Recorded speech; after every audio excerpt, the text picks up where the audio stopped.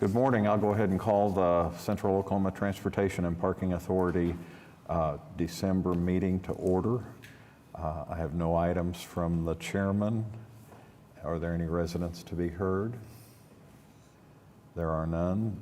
Move to item 4, which is the approval of the minutes from the November 7th COPTA board meeting. Is there a motion to approve?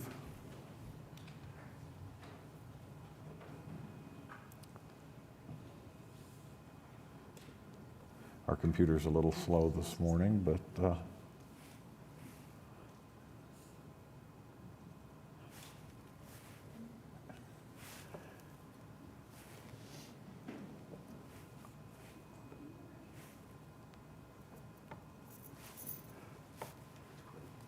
James.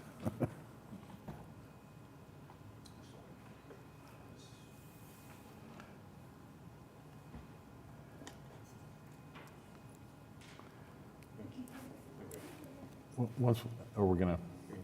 We can go ahead and do a verbal vote on that. All in favor, say aye. I move to. Oh, yeah, it's Move to. moved by Robert. Is there a second? Second. Second by Jason. All in favor, say aye. Aye. Aye. Opposed, same sign. Motion passes. I'm going to move on to the consent docket, which there are 2 items on the consent docket. Does anybody have either of these items that they would like to discuss individually? If not, is there a motion to approve the consent docket? So moved. Okay. Second. It's been moved and seconded by Angela and Meg.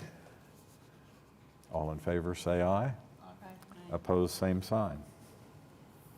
The motion passes. Items for individual consideration. The first one is to adopt a resolution for a sole source purchase in agreement with Dimensional Innovations, LLC, to be the sole source provider for the purchase of the pylon structure used in the Oklahoma City streetcar and bus rapid transit systems with an estimated annual cost of $155,000 from December 5th, 2025 through December 4th, 2026. Yes, sir. So Dimensional Innovations LLC is a supplier located in Kansas City. They are the proprietary developer, manufacturer, and supplier of our informational pylons on the OKC streetcar and the Rapid Northwest. So just for clarity, the informational pylon is the long or the tall structure that's on the platforms that lets you know when the next bus is departing or the next streetcar is departing from the platform. It also allows us an opportunity to put advertisements and information on the information pylon. We've looked for other manufacturers, and Dimensional Innovations, again, being a proprietary manufacturer for those pylons, we found it best to have them as a sole source provider for those information pylons. So this agreement would allow us to continue with that. I would point out that the equipment inside the pylons, if we were to have to replace any of that equipment inside the pylon, we would still follow city procurement standard or city procurement policy to procure any of that equipment. Okay, is there any discussion or questions? I think it's important that we have those information pylons to tell us when the next bus or streetcar is coming. So we're back to electronically. Is there a motion to adopt the resolution?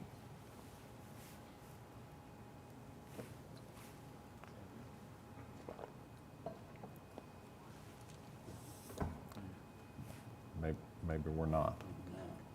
So moved. Okay, so Angela moved. Robert seconded. All in favor, say aye. Aye. Opposed, same sign. Motion passes. Okay, we'll move on to item B, which is to adopt a resolution authorizing Embark to create a free fare pilot program for the OKC streetcars. Yes, sir. So we're proposing to the board to offer this pilot program that would start January 5th and run through July 5th. So what we've seen with other streetcar agencies across the nation, specifically if you think about Kansas City Streetcar or the Cincinnati Connector or the Milwaukee Hop. They all offer their services fare-free. And also, when you look at our system, since we've been offering essentially fare-free service for downtown December for the last, essentially since 2019, we offer that in December, Fridays, Saturdays, and Sundays, or November and December, Fridays, Saturdays, and Sundays. And what we've seen is that when we offer that, our ridership increases pretty dramatically. So we're offering we're entertaining the idea of offering this fare-free pilot program for our OKC streetcar for 6 months in 2026, really to kind of watch, if it increases our ridership and go from there. Okay. Is there any discussion or questions on this item? I think it made the papers this morning. It did. That we were considering this. Yep. Now, I know that fares are not the, even the bulk of what funds the operation there, but are there, if ridership increases, are there other revenue possibilities to make up for the loss of fare? There's potential for other revenue. There's potential for sponsorships, those types of things. We're actively engaging folks to see if anybody would be interested in that. Armando and his team do a really, really good job, and our Hauk advertising agency do a really good job of selling advertisements on the streetcars. We also think there's potential for increase there as more folks are using it. Thank you. Okay. Are we up and running? Yeah, I think. Oh, James? Trustee Cooper. Hi. I'm a bit torn on this item because streetcar fare free. It's the buses I cannot stop thinking about. And I have long, from COTPA, advocated for free bus fare. And so last night, I just did a little Google, and it was like, what did I even type in? I typed it in again this morning from the Horseshoe, does free bus fare increase ridership? And I just started going through, and the one that really stood out to me, and maybe it's a bias because I am a university professor these days, was a study that the University of Kansas did. And when I thought about bringing this up this morning, I struggled to even bring it up because to cite this data in some ways just feels redundant, because most everyone up here has attended years worth of, the American Public Transportation Authority, Association seminars and classes. Our vice chairman is the former director of MBARC. Our current director knows what he's talking about. Our chairman's been here for a minute. So it's not a lecture. It's just, I have to be a voice who notes some other statistics here, because I just can't let it go. But it's just one paragraph stands out to me. So this was from KU News, and the title was "Study Finds Kansas City Fare-Free Bus Policy Attracted New Riders, Increased Overall Use." And the paragraph that stands out the most to me is that findings indicate that the policy successfully attracted new riders, as 17% of respondents said that they started using bus service because it became free. Younger people and women were particularly likely to be new riders. This aligns with broader U.S. trends showing that women and younger populations already use public transit more frequently. Also more likely to become new bus riders are white residents, who were more than twice as likely to become new users when compared to users of color. This is significant as this segment of the population is generally less likely to use bus service. And I'll just pause here from this article and note, for anyone going, well, why would that be? Just go back to the years of the bus boycott all those years ago, and we'll know the answer to that, right? All the same, going back to this article, this data reflects how the implementation of a fare-free policy can help transit service providers strengthen their core ridership base while also expanding it. And having spoken to the director about this topic yesterday evening, the topic of frequency came up, and the importance of prioritizing increasing frequency, which I completely share that priority. I'll note here in this research from KU, of those surveyed, almost 40% of existing bus users reported increasing the frequency of trips after fares were eliminated. So while that suggests fares were a barrier to some, a majority of pre-existing users reported not increasing their usage. So, I mean, you know, it's hard for me to vote no on the streetcar being fare-free for the next 6 months, because in my mind, it should all be free. Like the streetcar, bus rapid transit, the bus service, the bike share, like all of it, like it just, the barriers that people experience, the barriers that governments have erected for decades to keep people from using public transit and putting us in cars. I think anytime we can eliminate those barriers one by one is a good thing. So on the one hand, it's hard for me to say no to the streetcar, but on the other hand, my challenge to this trust is what's next? And I know that improving frequency is a priority on priority routes with really high ridership, and I support that too. But I have to be a voice right now to say that the buses deserve the exact same level. And I guess, you know, another thing too is like, I get why the streetcar downtown, but I just look at Rapid, I look at 23rd Street, you can talk about South Side. I don't know, I just think there's more to do here. I do not think this is the end of the story. Okay. Any other questions or comments? Thank you. I'd like to make a comment about the scale and especially considering a pilot program. I think that it makes sense that if you do not have a fare, that it's going to increase ridership. I mean, hopefully that would be the case, and anywhere we would try this. I think having some concrete data and demonstration about if that those fares can be made up through a smaller pilot project on scale. Because when we're talking about fares revenue from buses, we're talking about $2 million, I think, in scope. Whereas on streetcar, I think we're talking about maybe 50,000 at most, but probably less, 30. So I think it's a nice way of testing the idea of like, can we eliminate a fare? Can we look for other ways to make up that gap in operational funding?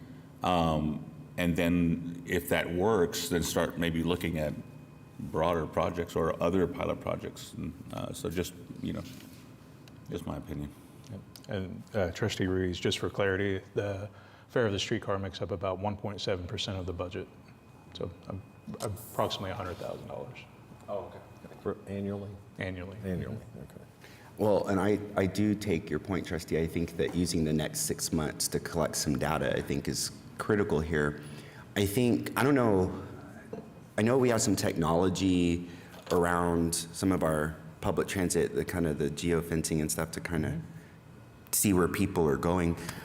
I have long subscribed to the argument that it's not just about increasing the ridership, it's about increasing the ridership to connect people to specific places. And in a city dependent upon sales tax dollars, I think a question I would have is how many of these riders are connecting to shopping of some sort, to some sort of ultimately contribution to this city's sales tax coffers.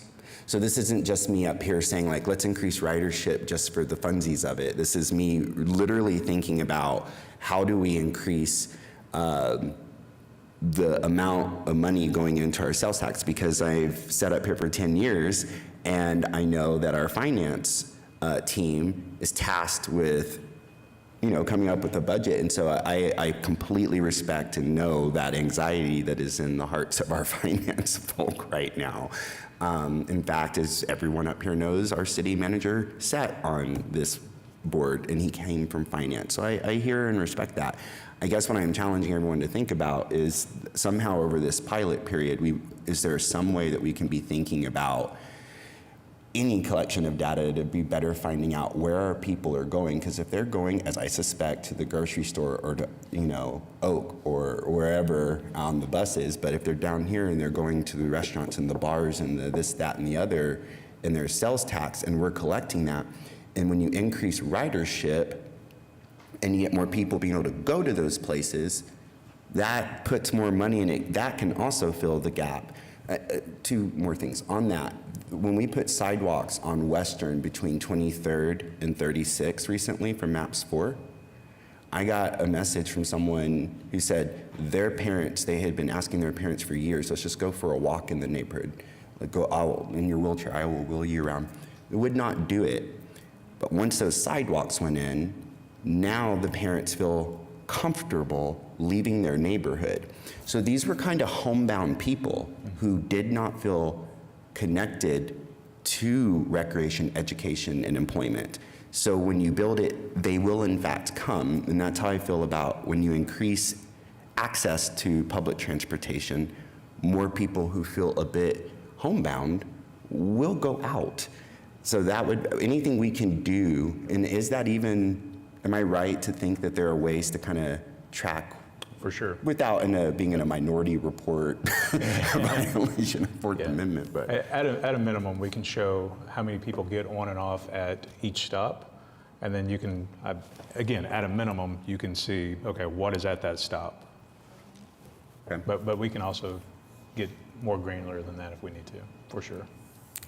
all right, that's all I'll say. Thank you for that. Okay.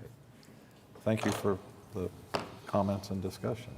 So this is item B. Do we have a motion to adopt?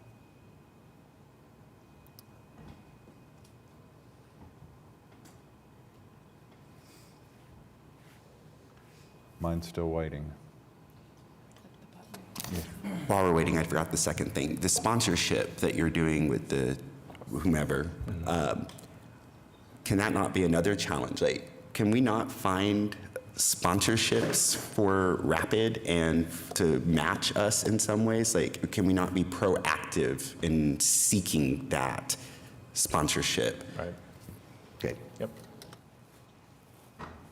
Do we need to go ahead and do this by voice?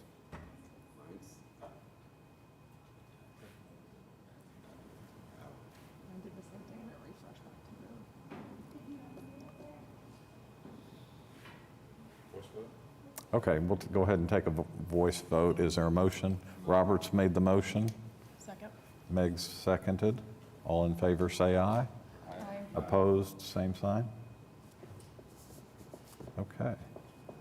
I think we can vote electronically now. Give it a try.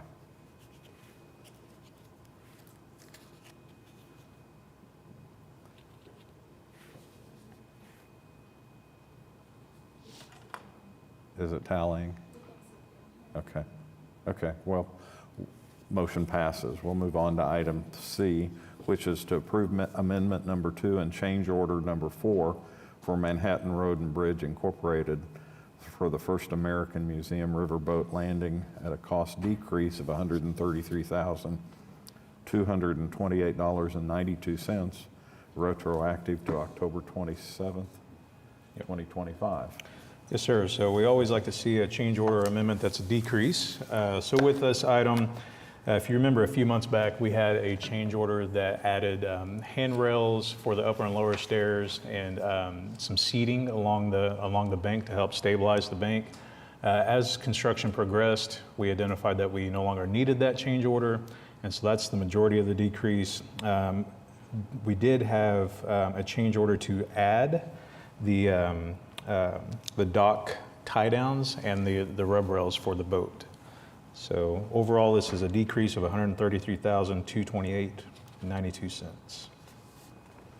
Okay. Are there any comments or questions on this item? Is there a motion then to approve? It's been moved and seconded. Please vote electronically.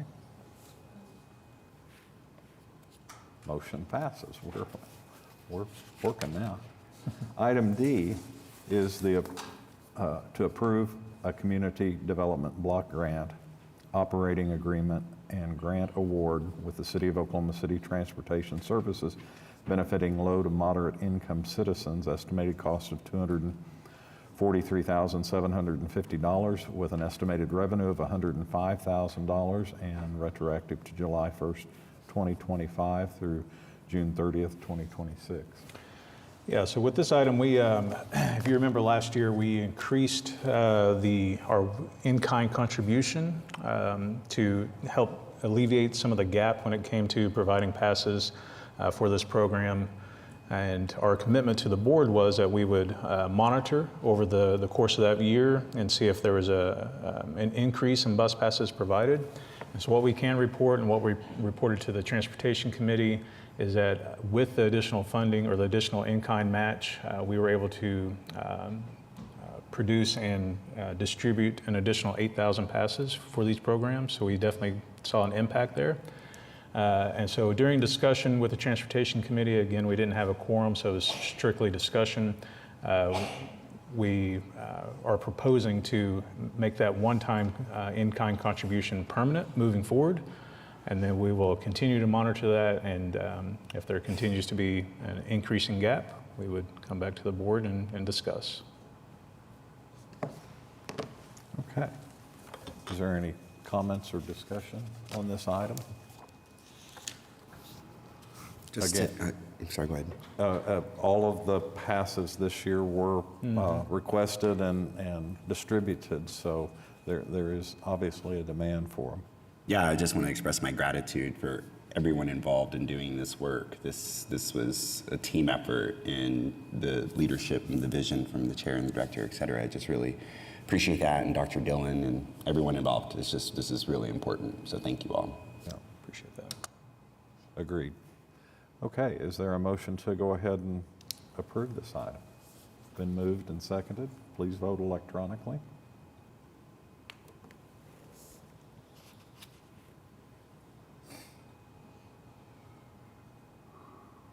Motion passes. Okay, moving on to item E, which is a change order number 4 and amendment number 3 with Terra Construction LLC, the Embark Parking Garage Inspection and Repair Project with various locations for a total cost of $192,662.12. Change order 4 and amendment 3 increases the contract to $192,000. So what we've found is as we are doing repair work, similar to like a remodel, right? As you start to remove walls and do additional work, you start to identify additional needs. And so that's what we've seen specifically in the Sheridan Walker Garage. As we've continued to do repair work, we've noticed that there are additional repairs that needed to be done. So with this change order and amendment, the big item is an additional 320 square feet of deep concrete repair. And so essentially what that is you're almost removing the entire deck slab of the garage to make those repairs. And it's pretty substantial work, but we're happy to be doing that because that is the most important part of your garage, right, is the structural components of that garage. And Corey's going to provide some updates during his presentation of some of those repairs and what's been going on with the Sheridan Walker Garage. I would point out that there is also a deduct in this change order amendment for fireproofing. So again, as we've gone through the process, you do your best to identify the work that's needed, but as you're going through the process, those quantities sometimes go up and down. And so we did see a slight deduct in fireproofing in this change order amendment. Okay, are there any questions or comments on this item? If not, is there a motion to approve the change orders? It's been moved and seconded. Please vote electronically.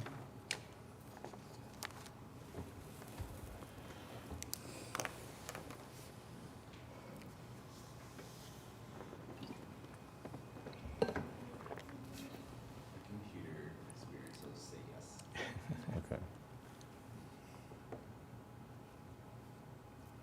Motion passes. Okay, moving on to ratification of claims and payroll for the period of October 22nd, 2025 to November 18th, 2025. Is there a motion to ratify?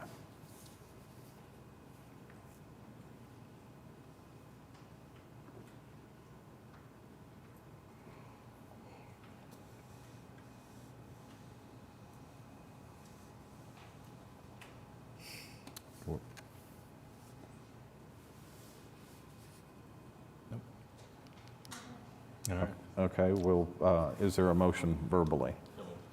Robert and Angela have moved and seconded. All in favor, say aye. Aye. Opposed, same sign. Motion passes. Moving on to our financial reports, the schedule of revenue and expenses budget to actual for the 4-month period ending October 31st. Jesse, Yep. we have a presentation on this. All righty. So before we jump into it, I want to express a debt of gratitude to Allie. She's in the crowd there for helping me put this presentation together. Very, very much appreciate that. And we will jump into it. So thanks. Let's see here. All right. Well, our very first slide here, this is our transportation's operation. Again, for the 4 months ending October 31st, 2025. So we continue to be in good shape here. So our revenues exceed expenditures by 2.1 million. So we are below budget in our revenues by 2%. However, we are under budget in our expenditures by 6%. So about 914,000 under in our expenditures. And we go to the next slide here. So this is our revenue slide. So again, our revenues include our fare box, our ticket sales, our mobile ticketing, our share fare, and our credit card processing fees. In our miscellaneous line item there, you'll notice a 30% variance. And so this is due to the unbudgeted revenue for our business development. You'll hear a little bit of presentation from that, about $12,700 in actuals. So look forward to that continued revenue there. But there is also an item in here, there's a decrease in revenue from previous year, and this is due to $621,500 one-time transfer from the general fund for energy cap from the previous year that was inadvertently left out of our budget, so that's why you see that variance there. And then also would like to point out that in our state government subsidy, Christina had pointed out in our November meeting that there is that variance there. So we anticipate that variance is still there. However, we are anticipating our first payment of $648,000 on it actually posted on December 1st. So we should see that variance change there.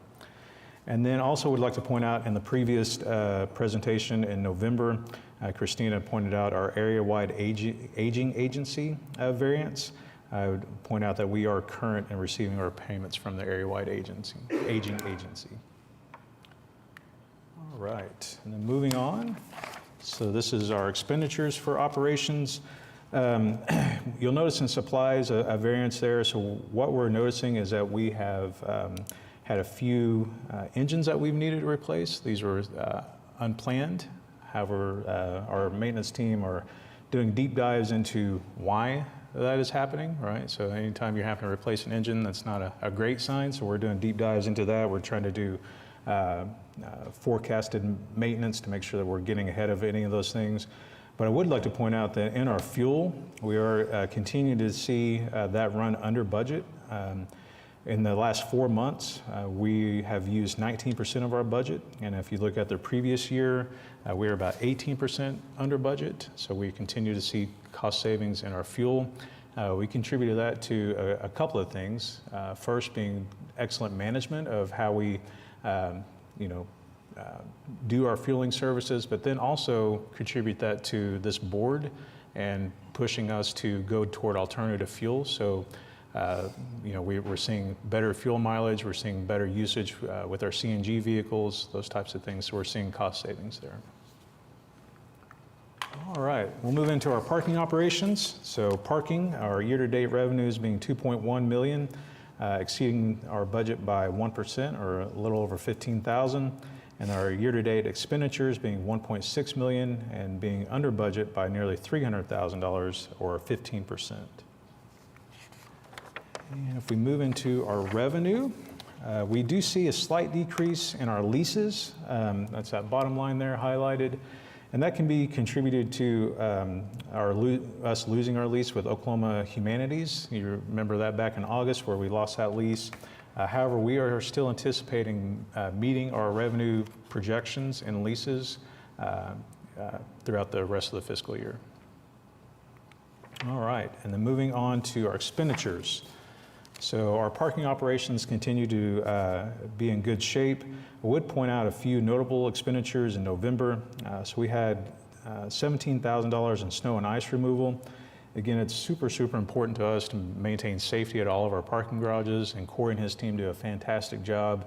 If you've ever been at Arts District or Sheridan Walker during a snow and ice event, they do a fantastic job of making sure that those sidewalks are clear and safe for folks to get around. And then I was walking in this morning and I noticed staff out there sweeping up all of the snow and ice removers. So again, making sure that our garages are world class. And then some additional notable expenditures, $32,000 in signage. He'll talk a little bit about that in his presentation today. $65,000 in equipment repair. A lot of that can be contributed to maintaining our elevators, those types of things, and gate equipment. And then finally, roughly $14,000 more in payroll expenses. That can be contributed to some of the special events where we have staff at the gates, maintaining the gates, making sure that we have quick exits from our garages. All right, let's see, river cruises. So we continue to do a fantastic job in river. Our year-to-date revenues are about 5% below budget, and our expenditures are meeting our budget. Our general, when we look at our revenues there, our general fares can be contributed to, our general fares, specialty cruises, and charters. Again, we are kind of constrained with how much service we can actually provide due to the continued maintenance on the dams on the Oklahoma River. But Mark and his crews are doing a really, really good job of getting out there. They're actually providing what's called public excursions, or this essentially a 45-minute trip out on the boat. You get to go out and you get to see what part of the river we do have access to.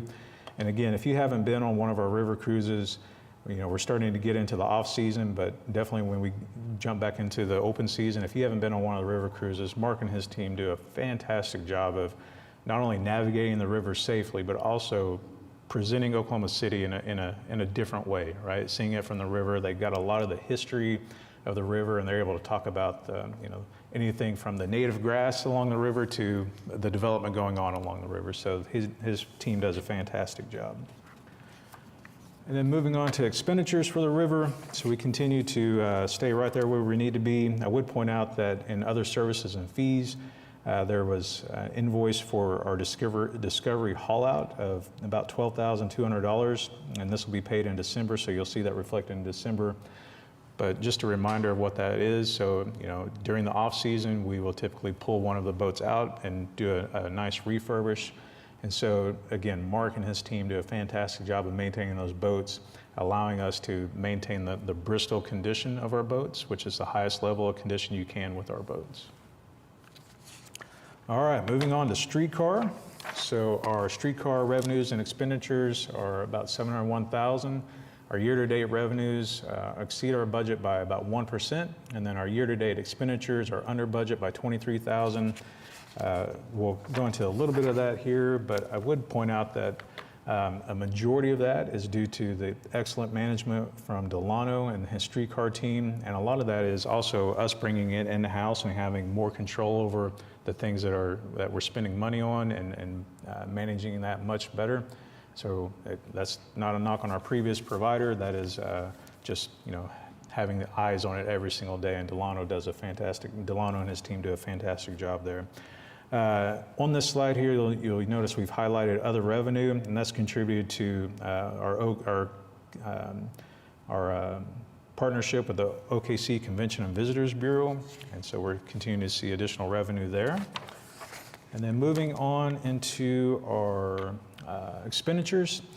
So for July through October, our expenses were $2.3 million, and for the previous year, however, for this year, our expenses are $1.4 million.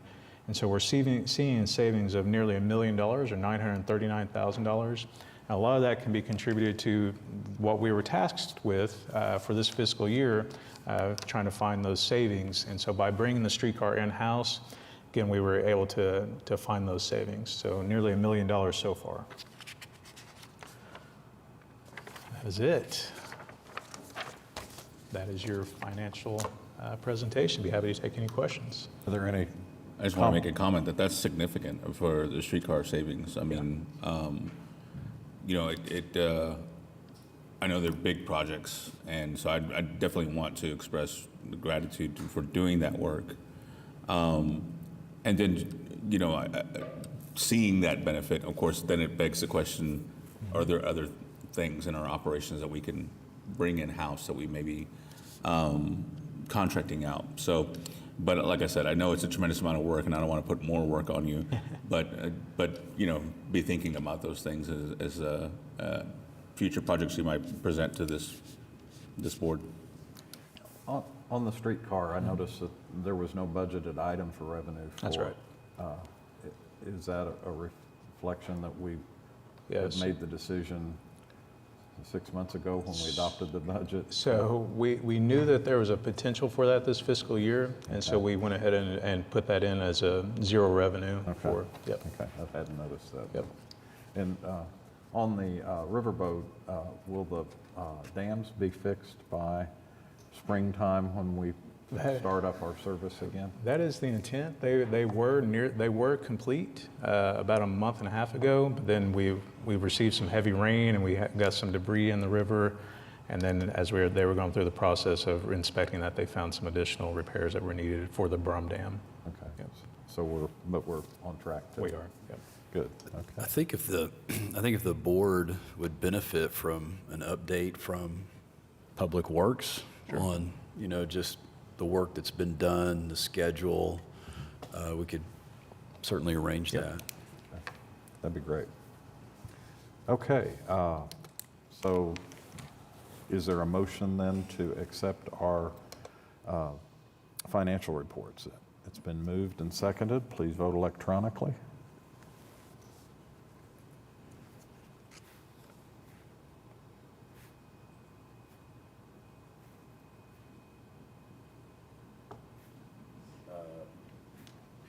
Skip me, I never Oh. had an opportunity to vote, so, Oh. yes. Okay. Jason votes yes. Motion passes. Okay. Moving on to our program reports. First, we have a presentation of the Marketing and Community Engagement Report. Armando, and then Tiffany and Greg.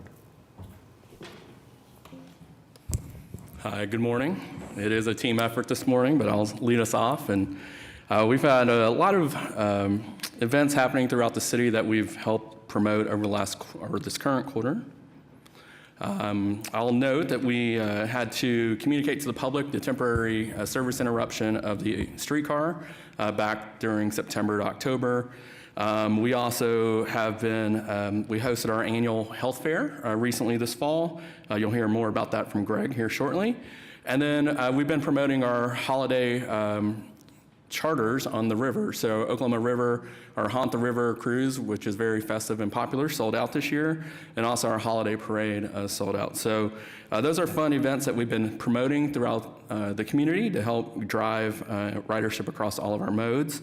In case you missed it, back in September, we also had some fun characters on board our Oklahoma City streetcar. So Circus du Soleil was in town. They had a show, and we partnered with them to do a fun promotion to promote ridership to their shows at the Paycom Center. So I have a short video that I will see if I can play. Here we go.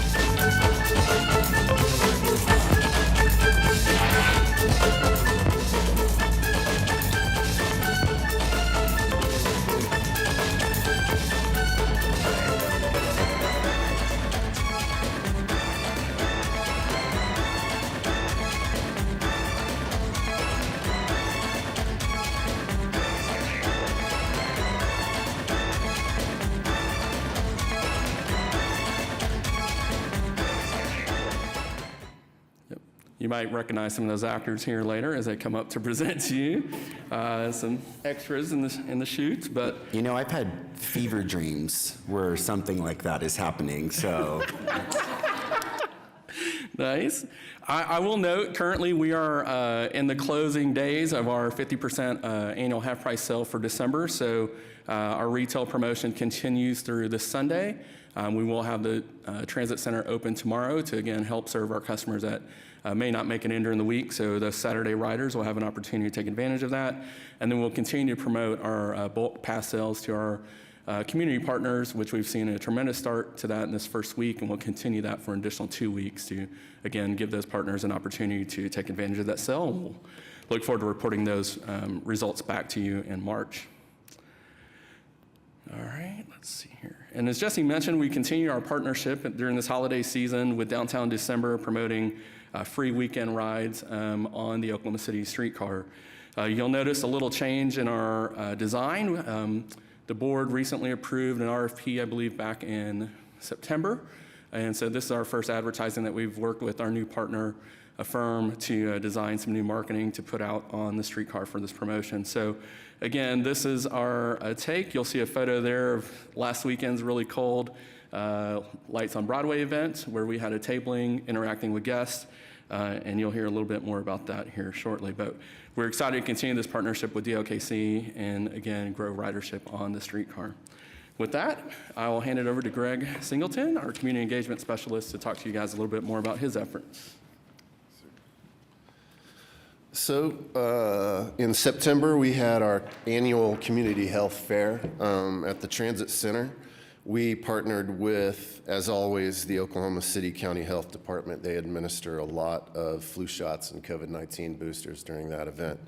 I kind of tried to formulate the whole event around them because that's one of the most important pieces. We also had the Oklahoma City Indian Clinic with us, Neighborhood Services Organization, Mental Health Association Oklahoma, Oklahoma Complete Health, and Humana Health Horizons. Our numbers were down a little bit from previous years, but we actually were able to give out more flu shots and COVID-19 boosters than we did last year. So overall, very, very great event. I'm happy to plan those events. That makes me feel really good. They also did dental screenings, fluoride treatments, and a lot of information was given out on mental health outreach. Some community engagement events that we've done for the last 3 months or so. We had 4 in September, 3 in October, 5 in November, for a total of 12 events. The one I kind of want to focus on for this today, for this group, is in November. We did the Oklahoma County Juvenile Bureau reached out to me. This is the bottom right picture. They wanted to do a ride-along on a route from the Transit Center back up to their facility that's at the old Chesapeake campus, kind of in that area. So we took Route 3, had about 37 people. It was a combination of mostly officers, but also some of the youth that are in their program as well. So we took them on the bus, 37 of us, fitting on a 10 a.m. route from the Transit Center on up to Western eventually. And then we gave a presentation. Kim Grissom was there with us, and the two of us gave a little presentation. Lots of engaged questions. It was really a great hands-on way of learning how to use the bus system for them. And their officers now can give that information to their clients. So this is the fun thing right here. So a kindergarten teacher reached out to me at John Rex, and she sent a little email, and there was a picture of, I guess on the Walker side of John Rex, there's these big picture windows. That's where the kindergarten classes are at. She sent this picture and was telling me how excited the kids are when our buses go by. And it was a picture of our bus outside through the window and the backs of all these little kids' heads looking out at it. And so she said, "Do you think that we could do a show and tell?" And I was like, "Absolutely, we can do a show and tell." So we organized that. Supervisor Isaac Skanes on the left And then operators Byron Perez and David Gresham showed up with 2 buses. We spoke to the kindergarten classes. They had lots, as you can imagine, they had lots of questions, lots of excited questions, and some really, really good questions as well. After the talk, we actually took them out to the buses. They got to get on them. They got to move around on the buses. It was really pretty fun. After the event, I received a package in the mail, and they had actually drawn pictures to send to us. And so I have, I don't know, maybe 100 of these pictures. This one is exciting to me. Because of the E and the A on the Embark, like the attention to detail on the logo, fantastic. That's all I got for you today. Greg, can I ask a question? Yeah. Don't worry, I'm not going to question your art skills, which I think are Yeah. impressive. Can we repeat this? Like, can we go to more schools? Is that a thing? Absolutely. I don't want to put the other wards, if they want to do it too, that's great. But I would love in Ward 2. I've been wanting to do something like this for a bit, but we have a list of all the schools. I would love to make our way through, and whether it's the Rapid or the bus, yeah. We can absolutely do that. I'm in communication with the I don't remember what the team's name is, the Oklahoma City Public Schools. Okay. I've had meetings with them. I'd like to get in there and talk more, especially little older ages, about our Hall Pass programs Yes, and stuff like that. that's exactly right. So that is definitely something that is in the works as well, too. Okay. Great to train them early in kindergarten. Yes. Right. Yeah, Be comfortable in our buses. I would bolster that because, and I've long said this, I grew up in San Antonio and Metros was everything there, and Via Via, they had campaigns specifically targeted to the youth, and really became an adventure, and all these things. And I think the more that we can emphasize early that this is a viable option for transportation, and something fun to do, especially for families, I think that helps enormously. So thank you for doing this. In my discussions with Oklahoma City Public Schools, I kind of found out that this was a relationship that we previously had with them. And so now I don't know how long ago that was, but I'm trying to build that up. There's an approval process to different kinds of information that you give. So we're working to make sure that from both perspectives that we're handing their kids something that is approved by the school district. So that's something that we're working on for sure. Great, thank you. Armando? All right, well, I got to follow up this drawing, so best of luck here. All right, so just a quick highlight. Back in September, we did host the first Americans Museum Landing and Maps for Pedestrian Bridge opening. We had over 200 guests in attendance for the ribbon cutting. The press coverage on that event yielded about $65,000 in additional media value and recognition for Embark and also the city, with 421,000 viewership on those press coverages. So just wanted to call that to your attention and highlight that event. And now I'll turn it over to Tiffany Aguilar, our business development specialist, to highlight our business development work that she's been doing. Well, my stuff's not nearly as fun as Greg's, but I will try to share some of our exciting stuff from business development. In September, we mentioned that we would be working with the Oklahoma State Fair to host a State Day Senior Day shuttle. It was a successful event. We had over 600 senior passengers and their guests that we transported from Hurricane Harbor to the state fairgrounds, and that was from 9 a.m. to 10 p.m., so it was an all-day event. Many of these riders gave us wonderful feedback. They were so excited that we were there, that we were helping them get to their destination safely. Many of them, it was their first time to ride Embark. The revenue from this event was about $2,950. The State Fair did do an interview with Fox News mentioning that we would be doing the State Fair Senior Day Shuttle. We hope to promote this a little bit more on our side next year as we continue this partnership. We also extended services for routes 9 and 38 to about 10 p.m. to help both the employees and the participants that were going to the fair throughout the duration of the fair. So there was that.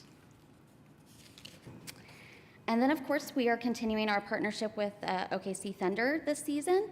Since the end of October, running the Thunder Game Day shuttle, we've had 11 home games with over 1,000 fans on board riding to the arena.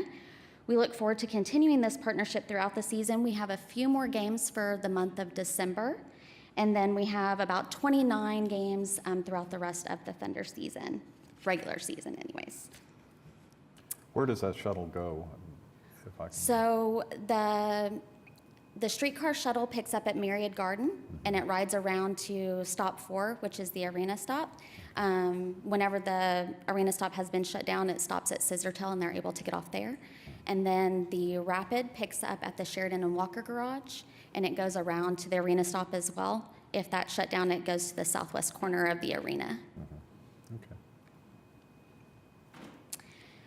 This is our partnership with Visit OKC and the CVB.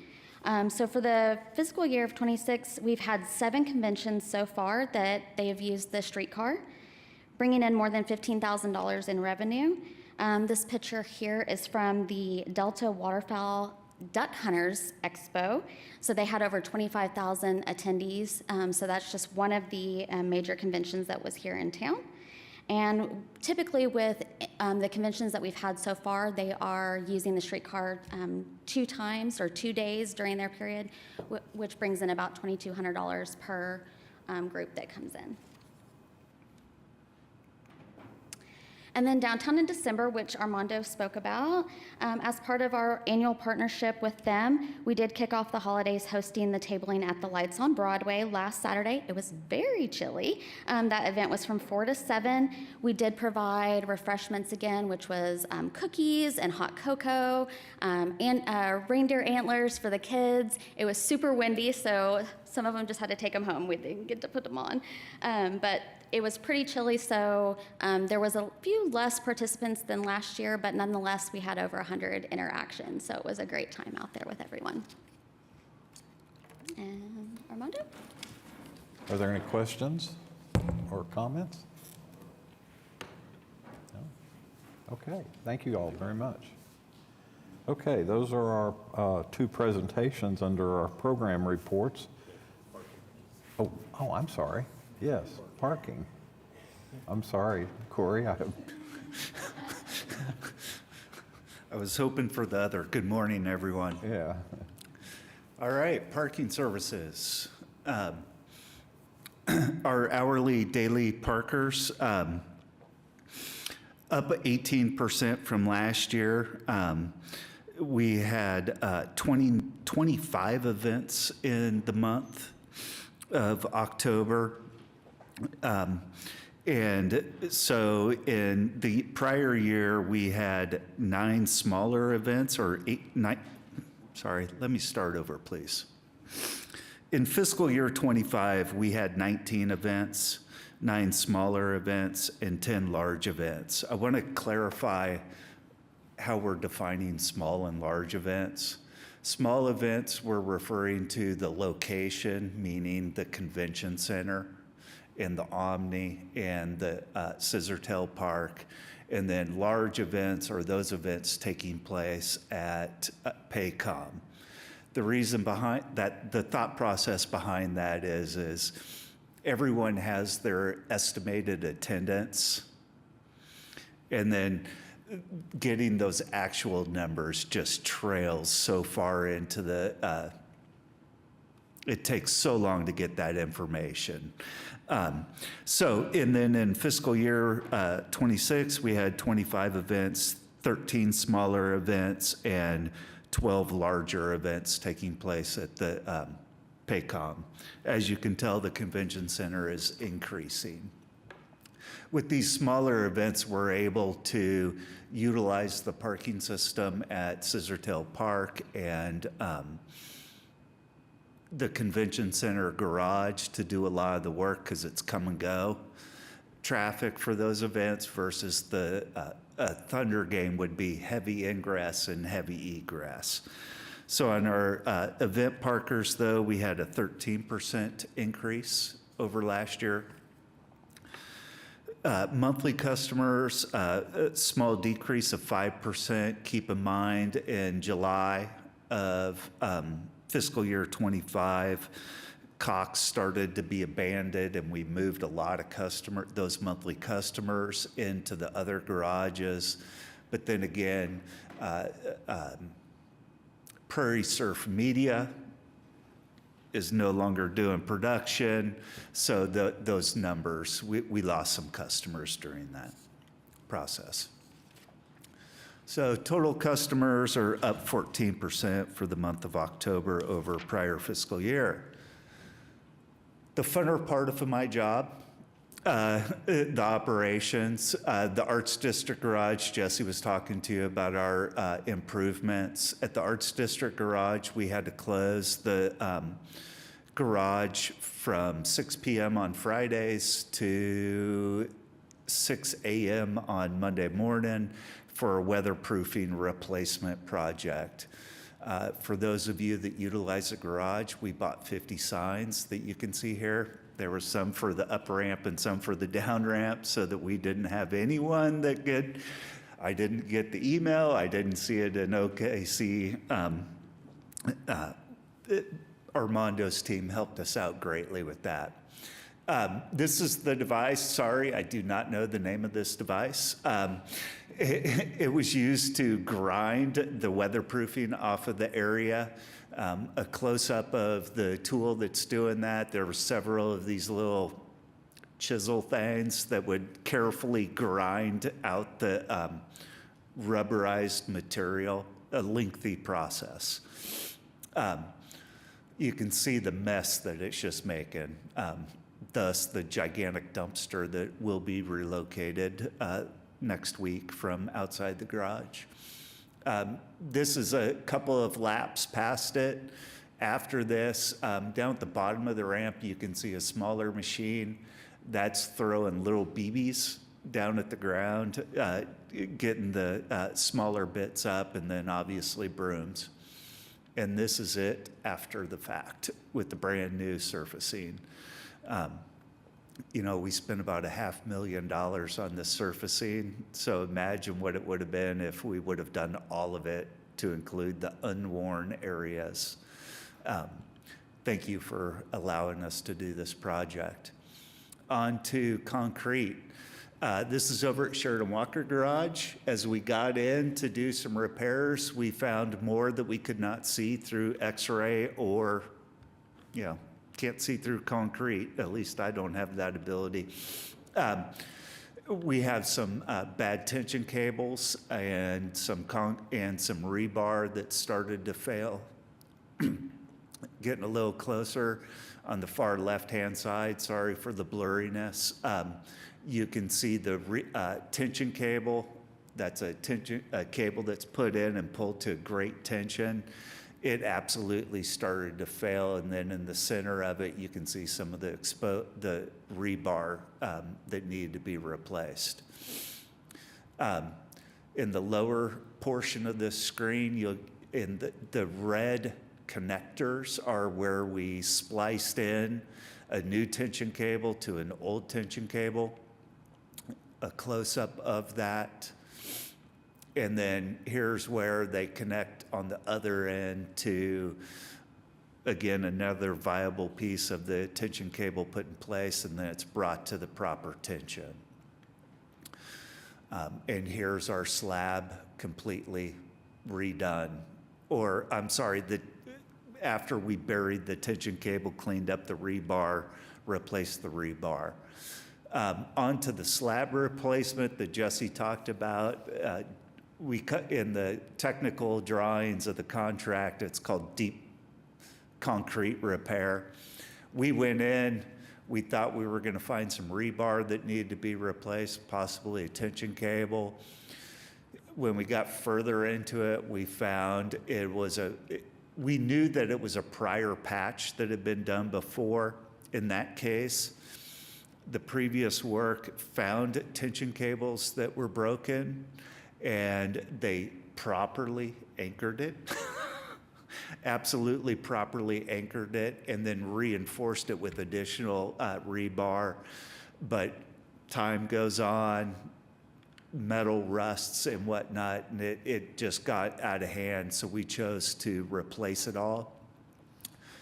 That's plywood on the bottom. We took out all the concrete, put in new tension cables. The rebar had not been replaced. I don't have an image of the rebar being replaced, but we have fully replaced it.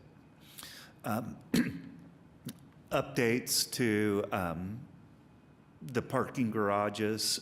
Outside of this project, the repair project, our operations team, PCI Municipal Services, we've had the elevator lobbies branded, so all of the 9th floors are yellow in our garages if they have a 9th floor, so on and so on. So the colors match. Jesse, you snuck it in, you dog. I'll skip past that. And then at the Sheridan Walker Garage, interior of the elevator, we replaced our rubber flooring mats to the polished diamond-plated aluminum. The elevator doors at the Sheridan Walker Garage, they're aged, so in order to save costs, we got a sticker company, a sign company to come out. This is a skin from inside the elevator, which has, and then on the outside, we've got a little jazzy, and you can see how the color schemes match with the floor schemes. All anti-graffiti as best as one can have it. Hopefully graffiti will not hit us. And then an exciting thing, private industry has finally made an LED lamp, what most of us call a light bulb, that we can put into a high pressure sodium fixture. That's those light fixtures that throw that yellow creepy color. We've replaced all those lamps, or AKA light bulbs, in the Century Center garage. You can see how much brighter that is. This is -2 of the garage. So very pleased with our operations. And then this is a Symphony in Bloom, our art for the Sheridan Walker Garage. Can you play the video for me? My name's Adam Jewell. I'm a sculptor and muralist from Denver, Colorado. You know, art is incredibly important, especially in these municipal environments where you get kind of the grind day in and day out of dealing with the logistics of life and infrastructure. I think it's really important to bring art to spaces like this, especially just to inspire the community and give them something to reflect on as they, you know, do their daily duties. We have a lot of flora inspired by the gardens. The day I was here for the site visit, walking around the gardens, I was seeing a ton of robins. So I put a robin in there, we got a couple butterflies. You know, I always like to create the conversation around ecology and pollinators and the flora. I love seeing work from different artists around the country on, you know, unique buildings. I think it really adds to the cityscape. Thank you for allowing us to do this work. I think it pretties up the garage quite a bit. Interesting fact, at the moment when the mural ended, it was the largest mural in the state, consisting of 6,000 square feet, 30 gallons of concrete primer, 20 gallons of exterior paint, and 1,000 cans of spray paint were utilized for this project. Really appreciate you allowing us to make these improvements and participating in that. Any questions for me today? Questions or comments? Yes, good morning. Thank you, Corey, for the presentation. I'd like to talk specifically about the Sheridan Walker Garage. I love the new mural and the artwork outside. Is there anything that we can do to increase the lighting? You talked about the new lamps, I believe you called them, in the Century Center. I was curious if there's any additional lighting components to the project that's currently going on in the Sheridan Walker Garage. There is not, but during some of the concrete repairs in the slab, we had some lights that got some electricity to the lights that were cut. So we had a dimming effect. And based on the garage's age, it took us some time to track down where those cuts were made. And the majority of the lamps, as of yesterday, I was informed that we're still tracing down 3 of the light fixtures that are still not fully functional. Now, when we did that lighting project several years ago, we did a dimming effect to those lights. So if there's no motion involved, the lights will dim. So I'd love to have an offline conversation about that. We can adjust that and leave them on if we wanted to all the time. Excellent. I welcome that conversation. Thank you. Cool. Okay. Any other comments or questions for Corey? Thank you. Sorry to have left you off there a minute ago. So we've received now our 2 presentations, but we need a motion to receive our program reports. It's been moved and seconded. Please vote electronically.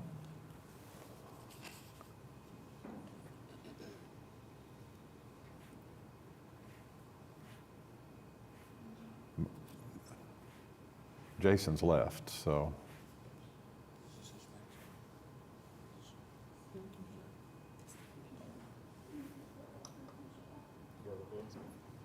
Okay. Angela now voted. I vote yes. Angela votes yes.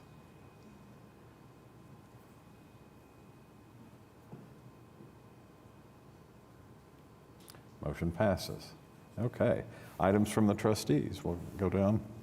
1, 2. Angela? Bailey? Okay. Do you have something? Of course, Jesse? yeah. So Okay. I'll be real short though. I did want to, clearly doing a lot of great things. Really proud of staff and everything they're doing. So one thing I wanted to point out that we are doing wanted to point out to the board of one of the things that we're doing. So during winter months, anytime the temperature drops below 32 degrees, they open up the day and night shelters.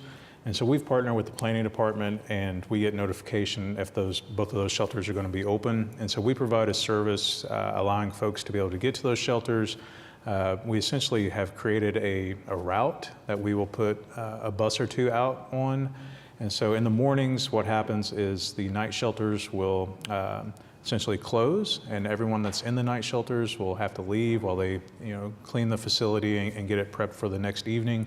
However, the day shelters are open, right? And so we provide a service that will take folks from the night shelters to the day shelters in the morning, and then in the evening we do the same thing. So when the day shelters have to close for cleaning and folks transfer to the evening shelters, we provide that service to take folks from the day shelters to the night shelters in the evening. So just wanted to point out that we're providing that service. Clearly, when it gets this cold, being outside is life-threatening. And so we want to make sure that we're providing that service so folks can get in and out of the weather. Yeah, that's a tremendous service. Thank you. Yep. The only 2 other things, we have 2 new administrative people on staff, Joyce and Christina. They've been down here training and maybe baptism by fire, but we appreciate you and look forward to working with you in the future. And wishing everybody happy holidays, Merry Christmas to you all, and we will see you after the first of the year. Chairman, sorry, I did want you said that and it reminded me of one thing. So in our consent docket, we had our 2026 calendar. I did want to just point out a couple of things. So, last board meeting, we struck that item. We were proposing to have our meetings changed to Wednesdays. However, after some additional information, we decided to go ahead and keep our current schedule. So for calendar year 26, we will have our meetings still on Fridays at 9 a.m. But a couple of caveats there. So as we were looking at the calendar, we identified that those Fridays, some of those Fridays fall on holidays. So I just wanted to point those out for the board. Because our next one in 26 is actually the second week of the month, because the first Friday actually falls on, I believe, January 2nd, which is the day after New Year's. So there's actually 4 of those in 26. So the first one being in January, where will be the second Friday of the month. The second one being in April, because the first Friday falls on Good Friday. And so we wanted to make sure that folks had that opportunity to celebrate that holiday. So in April, it'll be the second Friday of the month. In July, because the first Friday falls on July 5th, we are moving that to the second week of July. And then finally in September, the first Friday falls on the Friday before Labor Day weekend. So we wanted to make sure that folks had an opportunity, if they were taking that Friday off, to be able to enjoy the holiday. So in September, it'll be the second Friday. So just to recap, first Friday of the month for calendar year 26, except for in January, April, July, and September. Okay. That's good. Thank you. Yep, thank you. To know that information. With that, we are adjourned. Thank you all.